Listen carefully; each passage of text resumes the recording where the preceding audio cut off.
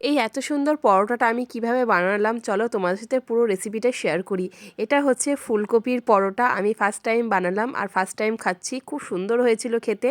এই দেখো ফার্স্টে আমি কপিগুলোকে এরকম করে গ্রেট করে নিয়েছি, তারপরে এই ডান্ডিগুলো ফেলে দিতে হবে, তারপরে একটু লবণ মাখিয়ে রেখে দিয়েছি 5-7 মিনিট, কারণ এটাকে মেখে রাখলে এর ভেতরে এক্সট্রা জলটা রয়েছে সেটা কিছুক্ষণ পরে বেরিয়ে যাবে।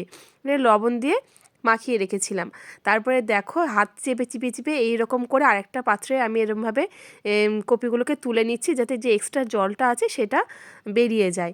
এইভাবে পুরোটাই তুলে নিয়েছি।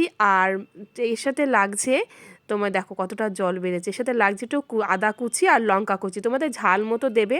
তারপরে দেখো আমি কড়াইতে তেল দিয়ে দিয়েছি আর একটু জিরে ফোড়নও দিয়েছি। তারপরে আদাটা দিয়ে দিলাম। আদাটা একটু ভাজা ভাজা হয়ে গেলে এর মধ্যে দিয়ে দেবো লঙ্কা কুচি। আমি অল্প পরিমাণেই লঙ্কা দিয়েছি, তোমরা বেশি ঝাল খেতে চাইলে একটু লঙ্কা দিতেই পারো।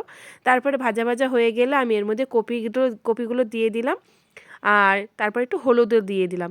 আর এর মধ্যে কিন্তু আমি আর নতুন করে লবণ দিইনি, কারণ লবণটা আমি আগেই অ্যাড করেছি। ভালো মতো ভাজা হয়ে গেছে, শেষে একটু তোমার ধনেপাতা কুচি দিয়ে ব্যাস নামিয়ে নিলে একটু ঠান্ডা করতে দেবো, কারণ গরম গরম তো আর পরোটার পুর ভরা যায় না।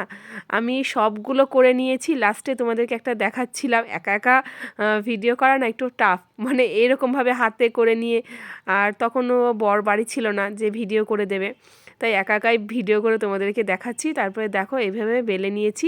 মোটামুটি সবগুলোই করা হয়ে গেছে, তোমাদেরকে দেখাবো বলে একটা আমি রেখে দিয়েছিলাম, মানে বর আসার পরে আর কি দেখিয়েছি তোমাদেরকে। দেখো সবগুলো ভাজা হয়ে গেছে, খেতে কিন্তু দারুণ হয়েছিল আর খুব ইজি হয়ে যায়। আমি তো ভাবলাম কতটা না কঠিন হবে, কিন্তু খুব ইজি হয়ে যায়। তোমরা একবার হলেও বাড়িতে ট্রাই করে দেখো। আর দেখো কেমন ফুলেছে। শীতকালে না আমার এইগুলো খেতে খুব ভাল লাগে, ইউনিক ইউনিক জিনিস, যেমন বিটের পরোটা বলো, ফুলকপির পরোটাও খাওয়া গেল। চলো তোমরাও কিন্তু বাড়িতে ট্রাই করে দেখো, খুব সুন্দর লাগে খেতে। তোমাদের কেমন লাগলো জানিও। টাটা।